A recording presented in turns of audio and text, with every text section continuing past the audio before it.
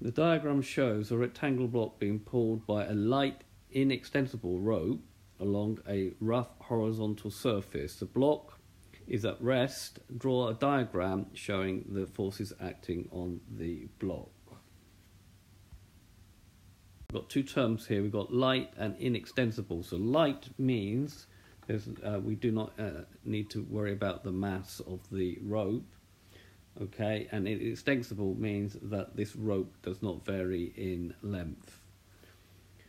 Okay, to draw the force diagram. So we have the weight of the block acting downwards.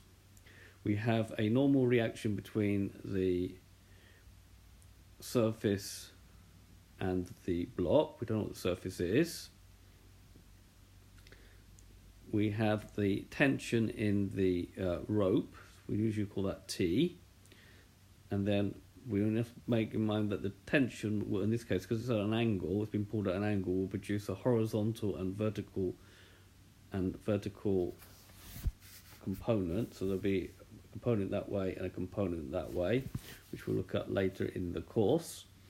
And because this surface is rough, then there will be a frictional force acting in opposing the motion. Okay, but pulling it in that direction, it needs to keep still. This will be in equal opposite reaction. So as the block is at rest, the frictional force opposes the tension. Okay, and that keeps the whole thing at rest. Okay, so this has been a video to show you the forces acting of a block on a block being pulled by a rope at an angle on a rough surface. I hope you've understood, and I thank you very much for watching.